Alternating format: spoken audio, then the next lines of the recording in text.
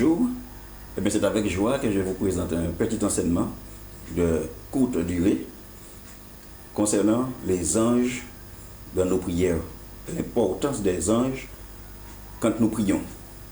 Alors voilà, nous allons commencer tout de suite par le livre des Hébreux, Hébreux chapitre 1, versets 13 et 14. Alors je vous souhaite bonne écoute, que Dieu vous bénisse. Et auquel des anges a-t-il jamais dit: assieds-toi à ma droite jusqu'à ce que je fasse de tes ennemis ton marchepied? Verset 14. Ne sont-ils pas tous des esprits au service de Dieu, envoyés pour exercer un ministère en faveur de ceux qui doivent hériter du salut? Donc nous voyons que les anges sont à notre service. Et nous voyons un exemple dans le livre d'Apocalypse, Apocalypse 19, verset 10, il est dit: et j'ai tombé à ses pieds. Ça, c'est Jean qui était sur l'île de Patmos. J'ai tombé à ses pieds pour l'adorer, mais il me dit: garde-toi de le faire. Je suis ton compagnon de service et celui de tes frères qui ont le témoignage de Jésus. Donc, c'est un ange qui était là devant Jean, qui lui donnait des révélations. Mais il a trouvé ça tellement bien qu'il a voulu l'adorer. Et elle a répondu: je suis ton compagnon de service et celui de tes frères qui ont le témoignage de Jésus. Ça veut dire qu'il est le compagnon aussi, l'ange.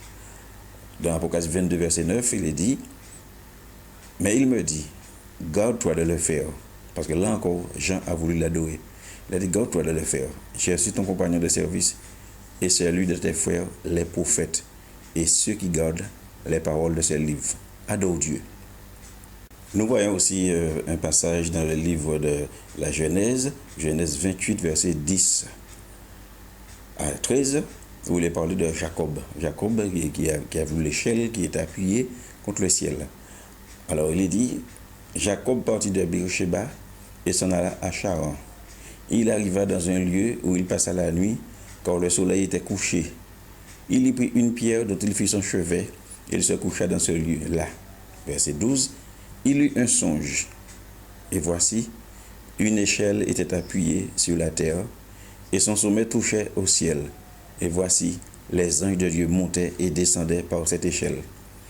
Et voici, l'Éternel se tenait au-dessus d'elle. Donc nous voyons, les anges de Dieu montaient et descendaient.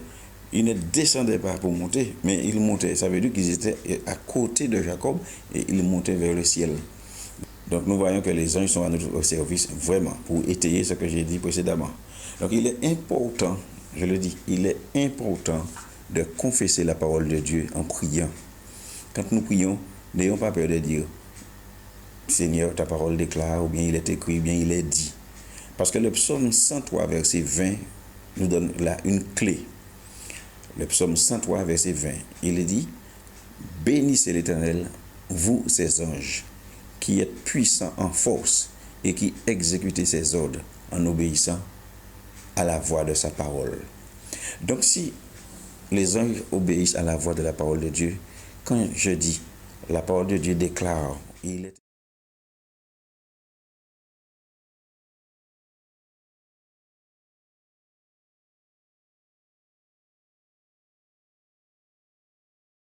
l'ange de l'Éternel campe autour de ceux qui le craignent et il les arrache au danger. N'est-ce pas beau ça? L'ange de l'Éternel campe autour de ceux qui le craignent et les arrache au danger. Et puisque nous savons tout cela, nous n'avons pas le droit de donner des ordres aux anges. Nous n'avons pas le droit de prier les anges. Mais quand nous prions, ils agissent car ils sont à notre service. Mais c'est Dieu qui leur donne les ordres et ils obéissent à la parole de Dieu, à la voix de la parole de Dieu. Et quand Daniel était dans la fosse au lion, je vous donne encore un exemple. Quand il était dans la fosse au lion, dans Daniel chapitre 6, verset 19 à 22, le roi n'était pas d'accord qu'on jette Daniel dans la fosse au lion, mais malgré lui, il l'a fait. Alors il est dit: le roi se leva au point du jour avec l'aurore, et il alla précipitamment à la fosse au lion. Je rappelle que c'est Daniel chapitre 6, verset 19 à 22. Nous sommes au verset 20. En s'approchant de la fosse, il appela Daniel d'une voix triste. Le roi prit la parole et dit à Daniel: Daniel, serviteur du Dieu vivant, ton Dieu que tu sers avec persévérance, a-t-il pu te délivrer des lions? Et Daniel dit au roi: roi, vis éternellement. Mon Dieu a envoyé son ange et fermé la gueule des lions qui ne m'ont fait aucun mal, parce que j'ai été trouvé innocent devant lui et toi non plus. Oh roi, je n'ai rien fait de mauvais. Donc nous voyons là que Daniel savait s'appuyer sur Dieu, et dans la fosse au lion, Daniel priait. Et comme il n'avait pas de porte ouverte à l'ennemi, puisque la parole lui dit, celui qui se garde, le malin ne le touche pas. Il a dit qu'il a été trouvé innocent devant Dieu et devant le roi. Alors, il dit, c'est pourquoi Dieu a envoyé son ange et a fermé la gueule des lions. Donc c'est important de marcher dans l'obéissance, de ne pas laisser accès au diable. Il dit ça, de ne pas accès au diable.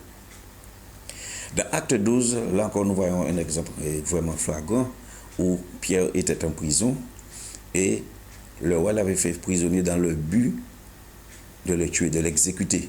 Acte 12, versets 1 à 11.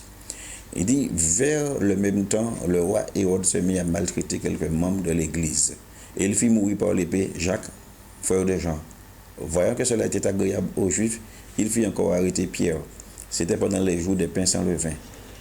Après l'avoir saisi et jeté en prison, il le mit sous la garde de 4 escouades de 4 soldats chacune, avec l'intention de le faire comparaître devant le peuple après la Pâque. Pierre donc était gardé dans la prison. Et surtout il dit, et l'Église ne cessait d'adresser pour lui des prières à Dieu.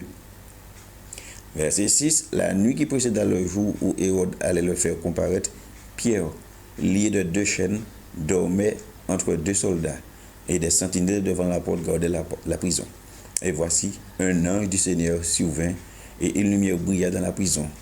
L'ange réveilla Pierre en le frappant du côté du doigt et en disant, lève-toi promptement. Les chaînes tombèrent de ses mains. Et l'ange lui dit, mets ta ceinture et tes sandales. Il fit ainsi. L'ange lui dit encore, enveloppe-toi de ton manteau et suis-moi. Verset 9, Pierre sortit et les suivit, ne sachant pas que ce qui se faisait par l'ange fut réel, et s'imaginant avoir une vision. Lorsqu'ils eurent passé la première garde, puis la seconde, ils arrivèrent à la porte de fer qui mène à la ville et qui s'ouvrit d'elle-même devant eux. Ils sortirent et s'arrêtèrent dans une rue. Aussitôt, l'ange quitta Pierre. Verset 11, revenu à lui-même, Pierre dit, je vois maintenant d'une manière certaine que le Seigneur a envoyé son ange et qu'il m'a délivré de la main d'Hérode et de tout ce que le peuple juif attendait. Et pourquoi l'ange a agi par rapport à quoi? C'est parce que l'Église ne cessait d'adresser pour lui des prières à Dieu. L'Église priait afin que Pierre soit délivré, dans le verset 5, acte 12, verset 5. Et comme l'Église priait, sûrement il confessait la parole de Dieu, l'ange du Seigneur a agi, il a délivré Pierre. Et c'est pourquoi je nous encourage, quand nous parlons, nous prions, d'utiliser la parole de Dieu, de confesser la parole de Dieu. De verset 11 de Psaume 91, verset 11, je lis, car il ordonnera à ses anges de te garder dans toutes tes voies. Donc si le Seigneur va ordonner à ses anges de nous garder dans toutes tes voies, à condition que ce soit des voies qui glorifient le Seigneur. Donc quand nous prions, n'ayons pas peur d'utiliser la parole, de confesser. N'ayons pas peur de confesser la parole de Dieu. Je vais vous envoyer encore dans un passage dans le livre de Daniel où il a intercédé pour Jérusalem. Daniel chapitre 9, verset 3 à 4 et verset 18 à 23. Il dit, je tournai ma face vers le Seigneur Dieu afin de recourir à la prière et aux supplications, en jeûnant et en prenant le sac et la cendre. Je priai l'Éternel mon Dieu et je lui fis cette confession. Seigneur, Dieu grand et redoutable, toi qui gardes ton alliance et qui fais miséricorde à ceux qui t'aiment et qui observent tes commandements. Mon Dieu, prête-moi l'oreille et écoute. Ouvre les yeux et regarde nos ruines. Regarde la ville sous laquelle ton nom est invoqué. Car ce n'est pas à cause de notre justice que nous te présentons nos supplications. C'est à cause de tes grandes compassions. Seigneur, écoute. Seigneur, pardonne. Seigneur, sois attentif, agis, ne tarde pas, par amour pour toi, ô mon Dieu, car ton nom est invoqué sur ta ville et sur ton peuple. Donc là, nous voyons que Daniel a fait référence au livre de 2 Chroniques 7,14. C'est exactement ça. Qui dit, si mon peuple sous qui est invoqué mon nom s'humilie, prie et cherche ma face, et s'il se détourne de ses mauvaises voies, je l'exaucerai des cieux, je lui pardonnerai son péché et je guérirai son pays.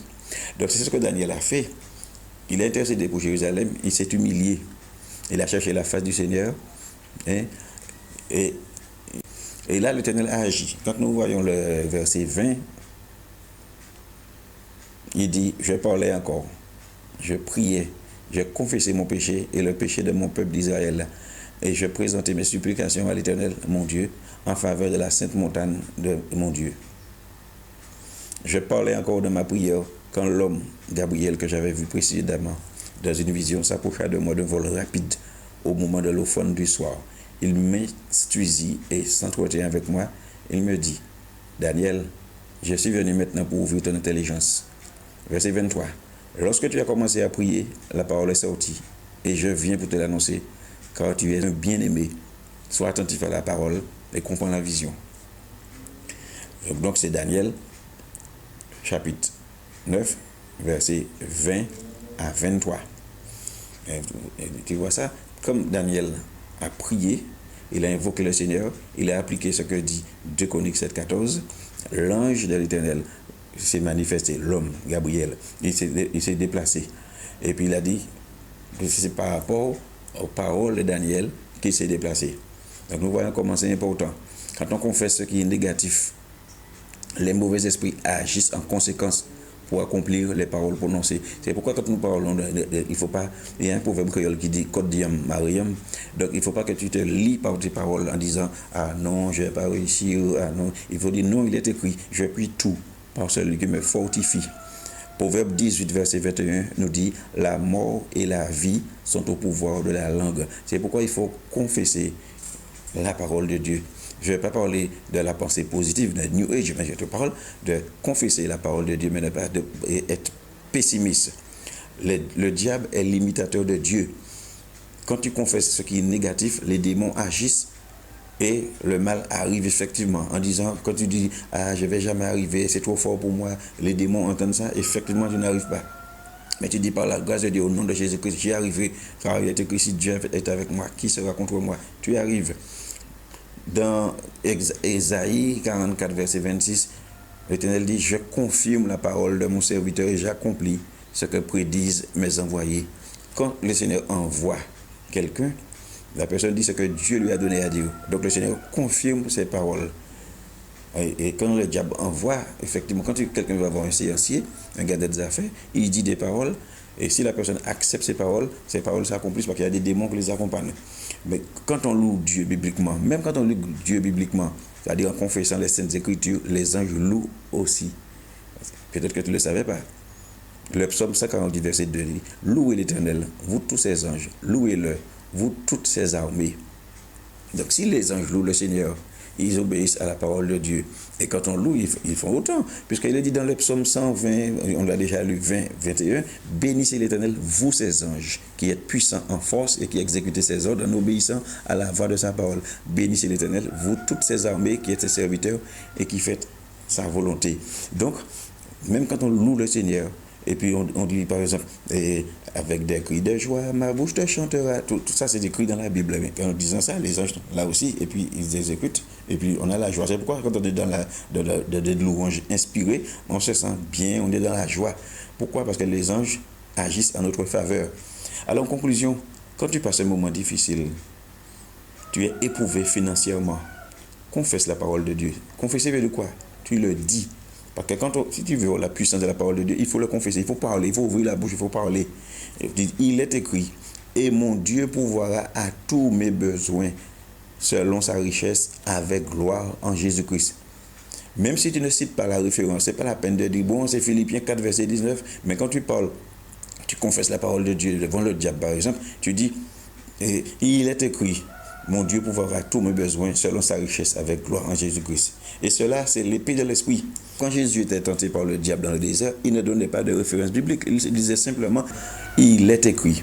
Et bien entendu, le diable l'a imité en faisant autant, il est écrit. Donc, nous voyons ça dans Matthieu 4, verset 3 à 10 et Luc 4, verset 3 à 19. Donc, nous aussi, nous devons dire, il est écrit, en confessant la parole de Dieu. Il faut que la parole habite en nous, comme ça, quand nous parlons, la parole sort. Comme c'est en nous, ça sort. Voilà, j'espère que cet enseignement vous a plu. Alors à la prochaine si Dieu veut. Que Dieu vous bénisse richement. Plus force. Bye bye.